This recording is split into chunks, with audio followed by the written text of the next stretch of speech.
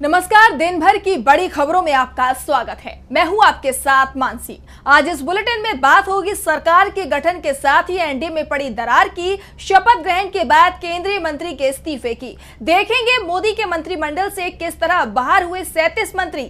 RSS ने BJP नेता पर क्यों लगाए गंभीर आरोप। जानेंगे कैसे यूपी में खतरे में है सीएम योगी की कुर्सी। और बुलेटिन के आखिर में देखेंगे जाने माने कार्टूनिस्ट इरफान की किस खबर पर पड़ी तिरछी नजर।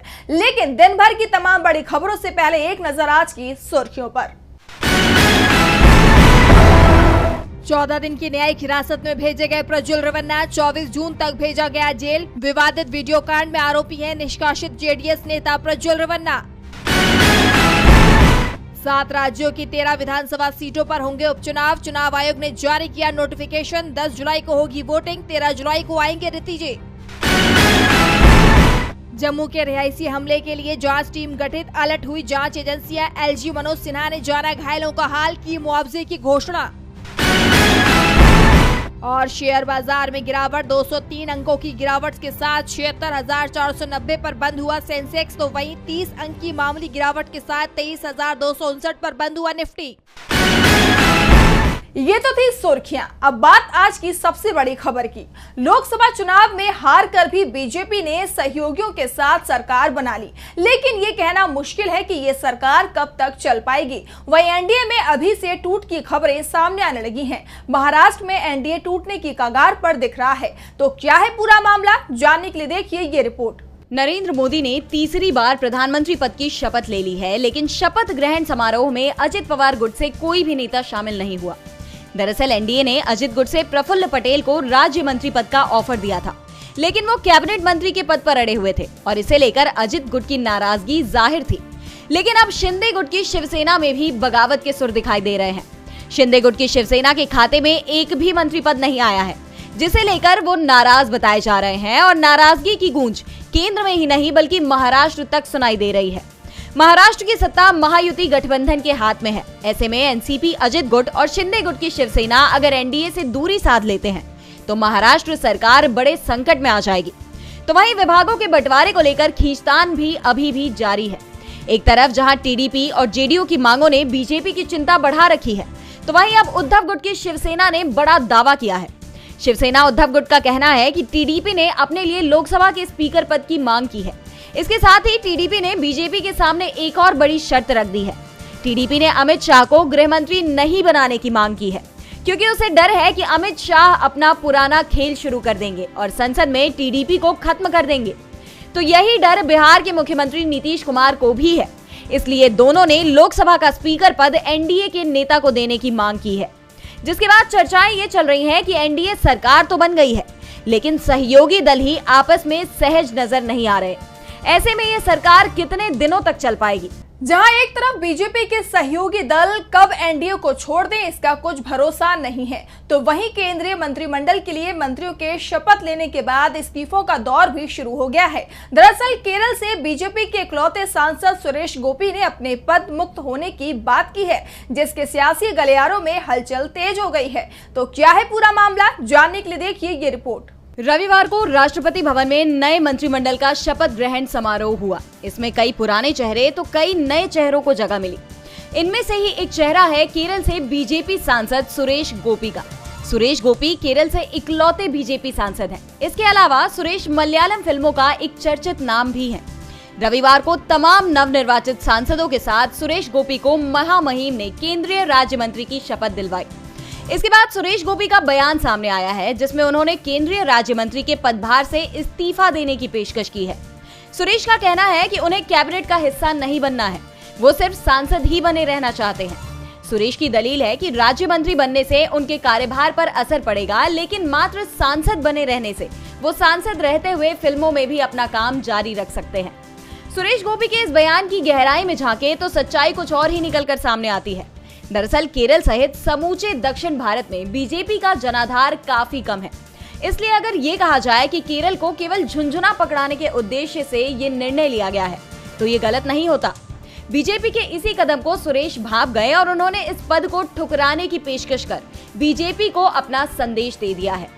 सुरेश गोपी ने केरल के त्रिशूर लोकसभा सीट से चुनाव लड़ा था और सीपीआई के सुनील कुमार को करीब 75,000 वोटों से हराया था। एक तरफ जहां केरल से बीजेपी के इकलौते सांसद सुरेश गोपी अपने ही बयान से पलटते हुए नजर आए, जिस पर अब सवाल खड़े हो गए हैं, तो वहीं सवाल अब नए मंत्रिमंडल पर भी उठाए जा रहे हैं।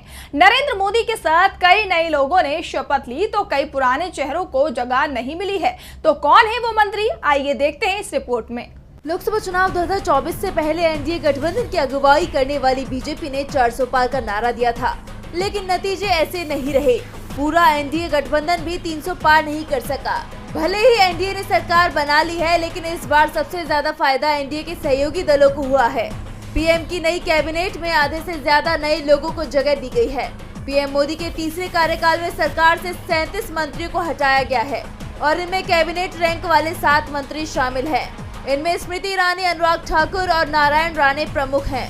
पुरुषोत्तम रूपाला, अर्जुन मुंडा, आरके सिंह और महेंद्र नाथ पांडे ने भी दूसरी मोदी सरकार में कैबिनेट पद संभाला था, लेकिन रविवार को शपथ लेने वाले मंत्री परिषद में उन्हें बरकरार नहीं रखा गया। 42 राज्य मंत्रियों में से 30 को हटा दिया गया है।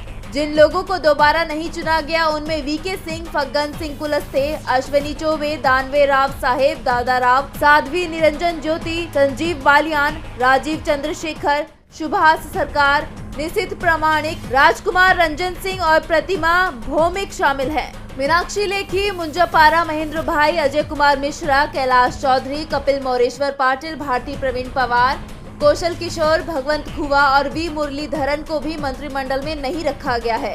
हटाए गए मंत्रियों में से 18 चुनाव हार गए थे। अब सवाल ये उठ रहे हैं कि इन मंत्रियों को हटाने के पीछे कारण क्या थे।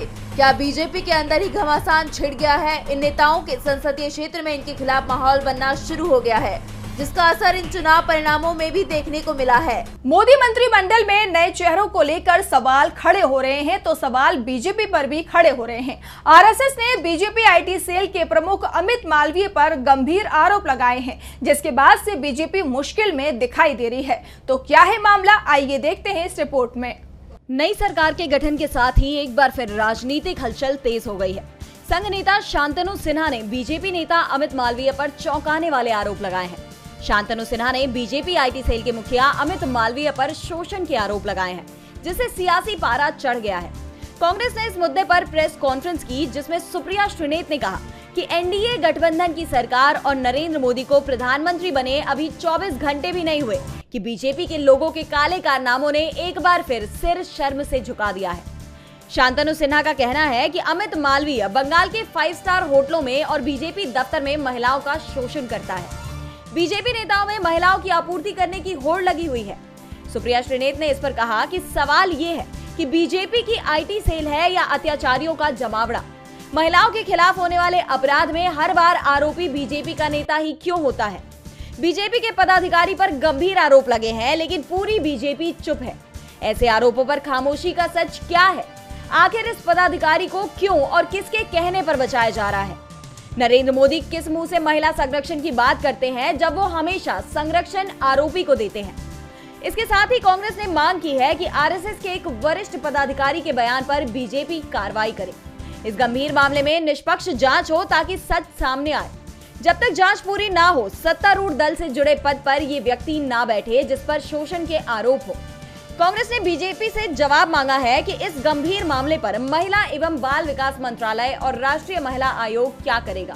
एक तरफ बीजेपी नेता पर आरएसएस ने महिला के साथ शोषण के गंभीर आरोप लगाए हैं, जिससे बीजेपी मुश्किल में आ गई है, तो वहीं मुश्किल में यूपी के सीएम योगी भी नजर आ रहे हैं और अपनी कुर्सी बचाने के लिए तमाम नेताओं से मुलाकात कर रहे हैं। तो कैसे खतरे में है सीएम योगी की कुर्सी, आइए देखते हैं इस रिपोर्ट में। रविवार को नरेंद्र मोदी ने तीसरी बार पीएम पद की शपथ ली। इसी के साथ 72 मंत्रियों ने भी शपथ ली, जिसमें अमित शाह, राजनाथ सिंह का नाम भी शामिल है। और सोमवार शाम को मोदी कैबिनेट की पहली बैठक प्रधानमंत्री के लोक कल्याण मार्ग स्थित आवास पर होने की संभावना है। इस बीच यूपी के सीएम योगी आदित्यनाथ ने केंद्रीय मंत्री अमित शाह से मुलाकात कर उन्हें बधाई दी, लेकिन ये सिर्फ बधाई के लिए दिए गए फूल नहीं, बल्कि खुद की कुर्सी को बचाने के लिए एक दरखास्त है कि उन्हें एक और मौका दिया जाए और उनकी कुर्सी ना छीनी जाए, क्योंकि यूपी में इस बार बीजेपी कम सीट जीत पाई है और इसी का नतीजा है कि सबसे ज्यादा लोकसभा सीट होने के बावजूद भी यूपी से केवल 9 मंत्रियों ने ही शपथ ली, जबकि बिहार में 40 सीट होने के बाद भी यहां से 8 मंत्रियों ने शपथ ली, जो साफ साफ दिखा रहा है कि पीएम मोदी सीएम योगी से नाराज है। क्योंकि 4 जून को पीएम मोदी बीजेपी के राष्ट्रीय कार्यकाल में कार्यकर्ताओं को संबोधित कर रहे थे, तब भी पीएम मोदी ने हिमाचल, मध्य प्रदेश, दिल्ली, गुजरात जैसे राज्यों में बीजेपी के क्लीन स्वीप को लेकर मतदाताओं का आभार जताया, लेकिन अपने भाषण में उन्होंने उत्तर प्रदेश का नाम तक नहीं लिया। इसीलिए अपनी कुर्सी को बचाने के लिए योगी मंत्रियों से मिलकर अपनी सिफारिश करवा रहे हैं। बता दें कि योगी से नाराज सिर्फ हाईकमान ही नहीं बल्कि उनके साथी भी नाराज हैं, जिसकी बानगी तब देखने को मिली जब यूपी में सीएम योगी ने सभी विधायकों और नेताओं के साथ मीटिंग तो की, तब यूपी के दोनों सीएम नदारद रहे। तो वहीं एटा से हारने के बाद बीजेपी नेता राजवीर सिंह ने अपनी ही पार्टी पर बड़ा आरोप लगाते हुए कहा कि वास्तव में ये चुनाव वे हारे नहीं हैं। उनको बीजेपी नेताओं ने भीतर घात कर चुनाव हरवाया है, जो ये बता रहा है कि योगी से पीएम मोदी ही नहीं बल्कि विधायक भी नाराज हैं। एक तरफ जहां चुनाव नतीजों में सीएम योगी को लेकर नाराजगी देखने को मिली, तो वहीं अब नीट परीक्षा में हुई धांधली को लेकर जनता में भारी आक्रोश नजर आ रहा है, जिसके चलते छात्र अब सुप्रीम कोर्ट पहुंच गए हैं। तो क्या है पूरा मामला, देखिए ये रिपोर्ट। देश भर में नीट रिजल्ट का मामला तूल पकड़ चुका है, जिसे लेकर छात्रों का गुस्सा 7वें आसमान पर है। नतीजों में धांधली का आरोप लगाते हुए छात्रों ने सुप्रीम कोर्ट का दरवाजा खटखटाया है। छात्रों की मांग है कि नीट की परीक्षा दोबारा करवाई जाए। इन याचिकाकर्ताओं में ज्यादातर छात्र हैं जिन्होंने इस साल नीट की परीक्षा दी थी। याचिकाओं में परीक्षा को रद्द करवाकर दोबारा करवाने के साथ ही ग्रेस नंबरों को भी चुनौती दी गई है। पूरे देश से छात्रों समेत कोचिंग संस्थान और छात्र संगठनों ने सुप्रीम कोर्ट का दरवाजा खटखटाया है। तो वहीं विपक्ष ने भी इस मामले पर अपना विरोध दर्ज करवाया है। कांग्रेस सांसद राहुल गांधी ने छात्रों के पक्ष में कहा कि वो संसद में इस मुद्दे को जरूर उठाएंगे। इस पूरे विवाद में बीजेपी घिरती हुई नजर आ रही है। तो वहीं इसके साथ एनडीए सरकार की भी भूमिका पर सवालिया निशान उठ रहे हैं। आपको बता दें कि 12 जून को इस मामले पर दिल्ली हाईकोर्ट में भी सुनवाई होनी है। गौरतलब है कि 5 मई को नीट की परीक्षा का आयोजन किया गया था, जिसके नतीजे 4 जून को चुनाव नतीजों के दिन जारी होते हुए ही विवादों में आ गए थे। और अब देखना होगा कि देश भर से दाखिल हो रही याचिकाओं पर सुप्रीम कोर्ट क्या रुख अपनाता है। परीक्षा परिणाम को लेकर अब बीजेपी सरकार सवालों में है, तो दूसरी तरफ सवाल पीएम मोदी के नए मंत्रिमंडल पर भी उठ रहे हैं। नरेंद्र मोदी की सरकार में इस बार एक भी मुस्लिम मंत्री नहीं है, जिसे लेकर सियासी गलियारों में चर्चाएं तेज हो गई हैं। तो आखिर क्यों उठ रहे हैं ये सवाल, जानने के लिए देखिए ये रिपोर्ट। मोदी का नया मंत्रिमंडल शपथ लेते ही विवादों में घिर गया है। बता दें कि नए मंत्रिमंडल में 72 मंत्रियों ने शपथ ली है, लेकिन खबर ये है कि मंत्रिमंडल से मुस्लिम प्रतिनिधित्व नदारद है। जी हाँ, ये पहली बार है जब किसी कैबिनेट में एक भी मुसलमान बिरादरी का मंत्री शामिल नहीं है। बता दें कि नेहरू कैबिनेट से लेकर अब तक हर मंत्रिमंडल में मुस्लिम प्रतिनिधि अपनी मौजूदगी दर्ज करवाते रहे हैं। लेकिन इस खबर के बाद बीजेपी का असली चेहरा एक बार फिर उजागर हो गया है। बीजेपी भले ही मुसलमानों की हितैषी बनकर उनके साथ बराबरी का व्यवहार करने की बात कहती हो, लेकिन उसका दोहरा चरित्र रविवार को एक बार फिर सबके सामने आ गया है। देश की 140 करोड़ आबादी में मुसलमानों की आबादी 20 करोड़ है, यानी 14% की भागीदारी। ऐसे में उन्हें प्रतिनिधित्व न देना मोदी सरकार के दोहरे चरित्र को उजागर करता है। हालांकि मोदी सरकार के पहले कार्यकाल में नजमा हेपतुल्ला, एमजे अकबर और नकवी के रूप में 3 मुसलमानों का प्रतिनिधित्व था। दूसरे कार्यकाल में नकवी ही अकेले पूरी बिरादरी का प्रतिनिधित्व करते रहे, लेकिन इस बार ये संख्या 0 रह गई है। इस निर्णय से अल्पसंख्यकों को लेकर बीजेपी सरकार के रवैये पर सवालिया निशान खड़े हो रहे हैं। और बुलेटिन के आखिर में देखेंगे जाने माने कार्टूनिस्ट इरफान की किस खबर पर पड़ी तिरछी नजर। प्रधानमंत्री नरेंद्र मोदी ने मंत्रिमंडल में अभी मंत्रियों के विभागों का बंटवारा भी नहीं हुआ है कि किसानों के लिए निधि की फाइल उन्होंने जारी कर दी, उस पर साइन कर दिए हैं। ये सब हबड़ इसीलिए हुई है कि यूपी में और हरियाणा में बीजेपी का कितना बुरा हाल हुआ है। और इस हिसाब से तो प्रधानमंत्री जी आपको अगली गाड़ी से मणिपुर निकल जाना चाहिए, क्योंकि मणिपुर में 2 सीटें हैं सिर्फ, और वो 2 की 2 कांग्रेस को चली गई है।